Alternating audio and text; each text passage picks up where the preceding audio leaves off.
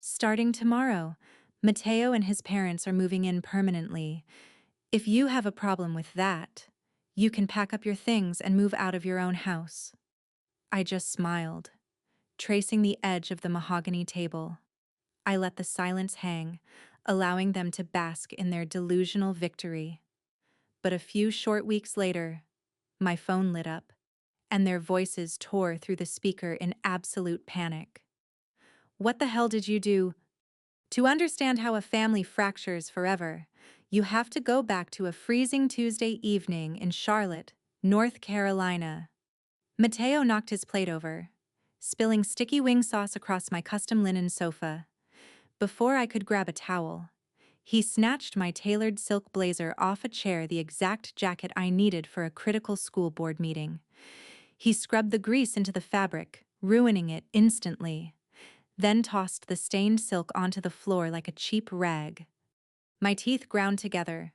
Farah, my younger sister, simply rolled her eyes and sighed loudly, swishing the red wine in her glass.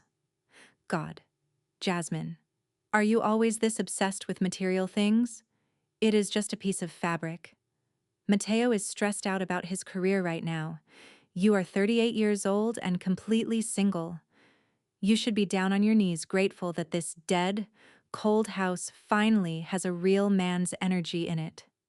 Mateo smirked, kicking his muddy boots onto the antique coffee table. He told me to stop acting like a bitter old spinster and learn how to serve my family properly, rather than obsessing over my career. My chest tightened, but a strange, icy clarity washed over me. Reasoning with parasites was a complete waste of breath. I spend 8 hours a day managing 3,000 teenagers. As a high school principal, I break up brawls and de-escalate entitled bullies.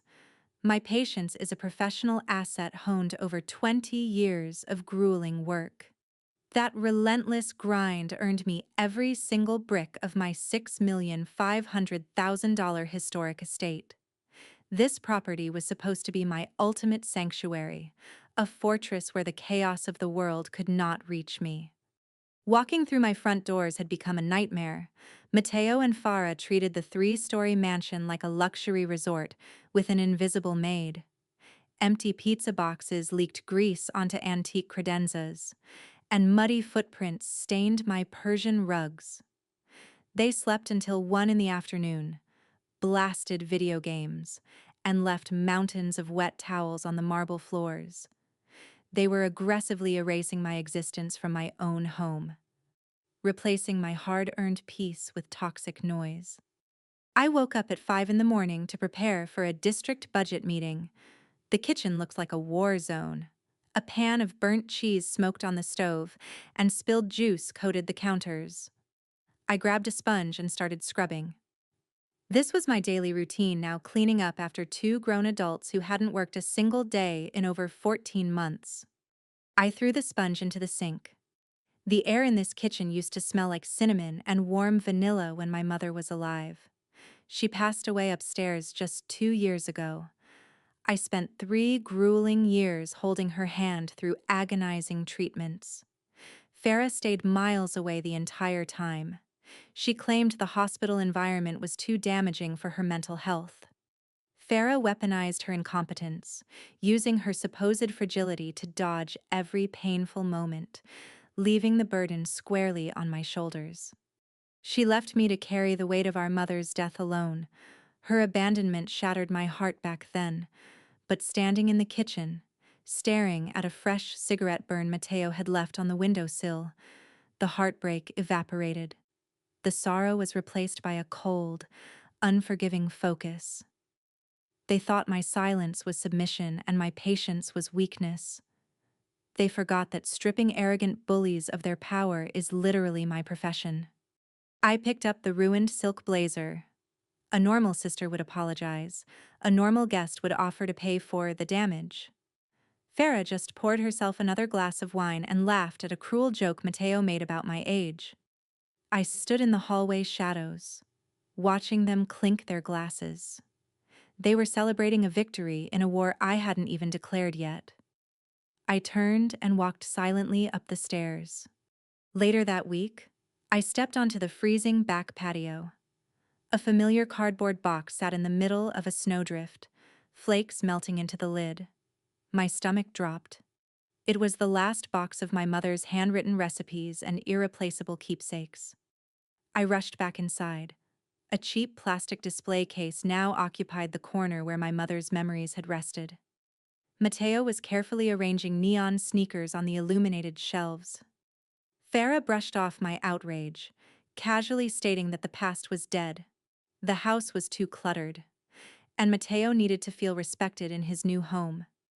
The disrespect burned through every ounce of restraint I had left. I lunged toward the patio doors to save the box. Mateo dropped a shoe and charged forward. His heavy hand slammed into my shoulder with brutal force. My feet slid across the hardwood, and my ribs crashed sickeningly against the sharp edge of the marble kitchen island. The hollow impact echoed loudly in the room. All the air left my lungs. I crumpled to the floor, gasping for oxygen. The blinding pain radiated like broken glass tearing through my chest. Every breath was a struggle. Aunt Brenda sat at the kitchen table, having watched the entire assault from 10 feet away. She took a slow sip of her tea, set the cup down, and sighed. Jasmine, why on earth did you provoke him? Men get hot-headed. If you scream and rush at him, he is going to react to protect his space. You just need to endure a little bit and learn to compromise. Is a box of old junk really worth ruining the family harmony? Grow up and stop being so incredibly narrow-minded. A toxic silence filled the kitchen. My own aunt watched me gasping in agony and blamed my bruised ribs on my lack of manners.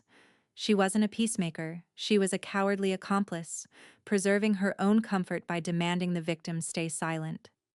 I dragged myself off the floor, gripping the counter to stay upright. I locked myself in the master suite and wrapped my torso in a compression bandage. Late that night, when the house finally went quiet, I crept downstairs for an ice pack. Muted voices drifted from the patio.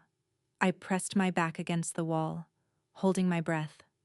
Mateo and Farah were laughing softly on the patio.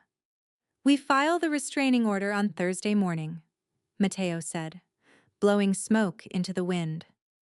"Tell the local cops she is mentally unstable, completely unhinged, and attacked you first.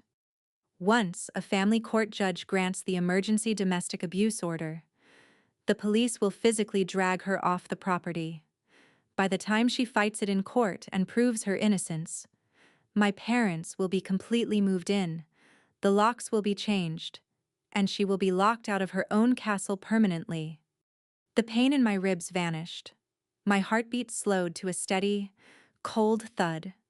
They weren't just stealing my peace. They were actively plotting to weaponize the legal system to throw me into the street. The time for patience was over. The gloves were officially off. The next morning, I poured a cup of black coffee and buried the throbbing pain in my side beneath layers of tactical ice. Arguing with narcissists gives them the emotional explosion they crave. Silence is the only arena where their manipulation tactics utterly fail. I grabbed a thick manila folder from my briefcase and walked into the living room. Mateo was sprawled across the ruined sofa with a video game controller.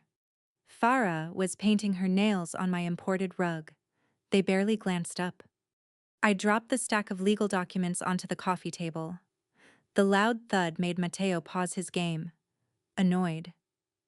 "If you truly want to be the man of this house," I said, my voice perfectly flat, "then you need to actually prove it. Sign this to officially take over the property's management and daily maintenance. Show me you can handle the real responsibility of running an estate this size." Mateo scoffed, a smug grin spreading across his face. He genuinely thought he had broken my spirit. Blinded by arrogance, he didn't even flip to the second page. He snatched a pen, scribbled his signature across the bottom line, and shoved the paper back. "About time you figured out the natural hierarchy around here," he sneered, tossing the pen aside. He pulled out his phone and confidently dialed his parents. His voice boomed through the room as he ordered them to list their house on the market and pack their bags. He bragged that the historic estate was officially under his control and they would never have to pay rent again. I picked up the signed document, offered a tight smile, and walked back to my office. The door clicked shut behind me. Matteo was clueless. He hadn't signed a property management agreement. He had signed an ironclad liability and damages agreement. The document legally anchored him to the financial responsibility for every unapproved alteration he made to this historic property. He was now personally on the hook for the custom woodwork he destroyed for his gaming lounge, the antique fixtures he threw out, and the permanent grease damage to the furniture. I opened my laptop. One phone call was all it took. I dialed a ruthless commercial real estate developer whose firm was aggressively hunting for a luxury corporate retreat in this neighborhood. I offered them the entire $6,500,000 estate, all cash, as is, immediate physical possession. We bypassed every piece of slow residential red tape. No open houses, no mortgage contingencies, no real estate agents.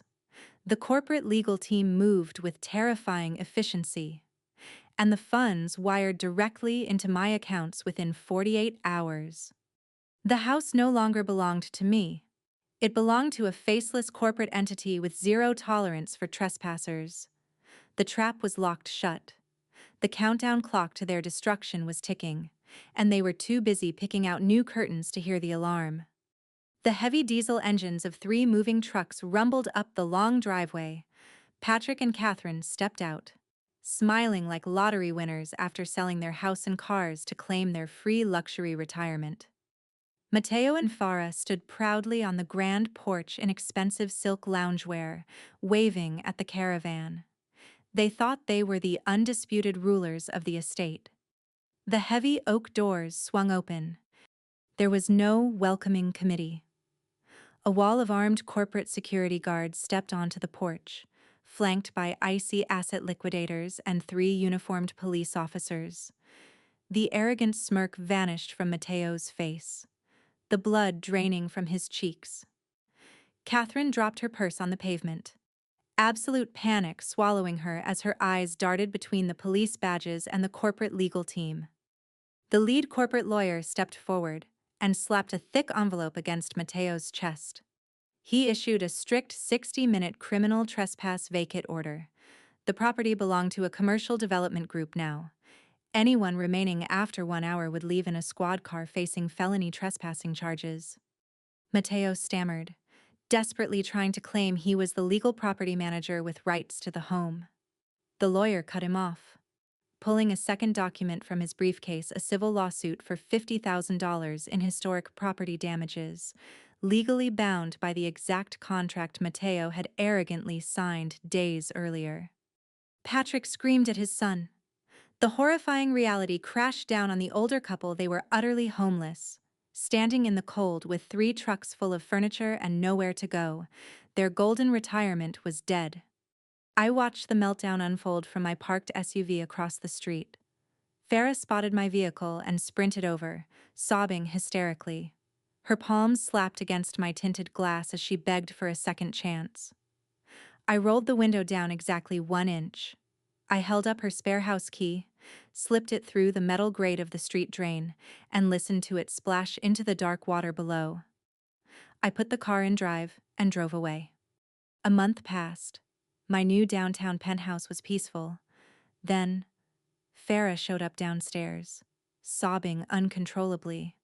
She claimed Matteo had brainwashed her, that they broke up after the eviction, and begged for a second chance. I let her stay in the guest room, playing the forgiving older sibling. But I knew exactly who she was.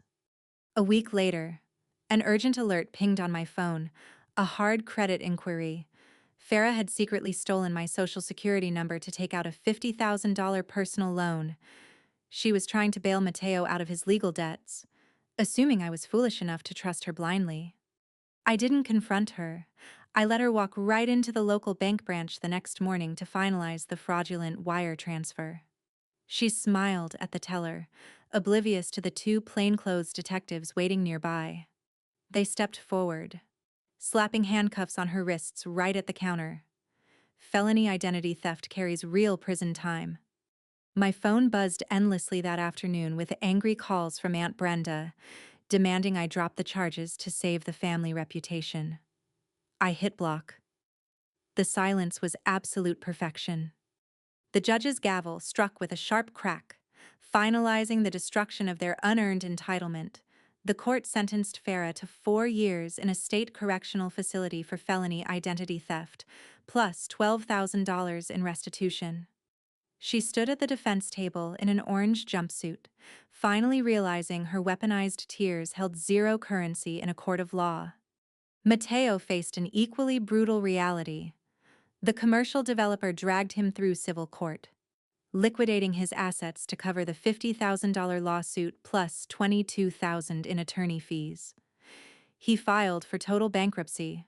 Patrick and Catherine, having sold their home to fund their son's lifestyle, were forced into a tiny trailer park.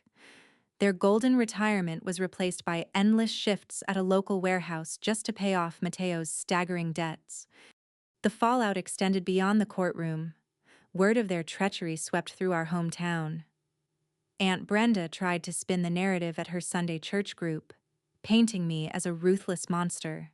Instead of offering sympathy, my late mother's friends simply stood up and walked away. The social shunning was absolute, leaving Brenda completely isolated by the community she tried to manipulate. 8 months into Farah's sentence, an envelope arrived from the state penitentiary. She filled 3 pages with desperate guilt trips, begging me to speak on her behalf at an early release hearing. She used the word family like a loaded gun, expecting it to trigger my old guilt and force my compliance. A younger version of me would have written back, desperate to fix a broken dynamic. Instead, I folded the letter, slid it into the shredder, and listened to the steel blades grind her empty words into confetti. I poured a fresh cup of coffee and watched the sunrise. Indifference is the ultimate form of closure. My new penthouse is completely free of chaos. On Friday nights, my chosen family sits around my table, fellow educators, my attorney, and lifelong friends who respect my boundaries. We share wine, deep conversations, and real laughter. No one demands my resources or expects me to shrink to make them feel larger. I built a fortress of mutual respect, and the drawbridge remains permanently raised against anyone carrying entitlement. The most dangerous people in your life aren't the ones holding a weapon. They're the ones holding a familial title, believing that shared DNA gives them an all-access pass to your bank account, home, and sanity. They use terms like family harmony as blunt instruments to batter down your defenses. They expect you to set yourself on fire to keep them warm, and call you selfish if you complain about the burns. This nightmare taught me 3 rules about survival. Rule number 1: the enabler is just as guilty as the abuser. If someone watches you bleed and demands you lower your defenses to accommodate toxic behavior, they aren't a peacemaker, they're an accomplice. Never let an enabler convince you that your justified reaction to disrespect is the problem. Rule number 2: narcissists cannot navigate silence. Toxic people feed on your emotional explosions. When you argue or scream, you give them the script they rehearsed for. When you act with silent, calculated precision, you drag them into an arena where their manipulation tactics are useless. Give them the consequences of their own actions, not your tears. Rule number 3: blood does not mandate emotional or financial bankruptcy. You are not a rehabilitation center for manipulative adults. If your success and peace trigger their greed instead of pride, they are not your family, they are your liabilities. True family celebrates your victories. Parasites try to monetize them. We are taught that family is forever, no matter the abuse. But ask yourself, are the people who claim to love you adding bricks to your foundation, Or are they chipping away at the walls you built, waiting for the structure to collapse so they can scavenge the ruins? Let me know your thoughts in the comments, and share your story if you've ever had to cut the cord to save yourself. Subscribe to stay strong, and always remember your peace is your most valuable asset, and you can never afford to sell it. I am Jasmine Wright, and I am finally free.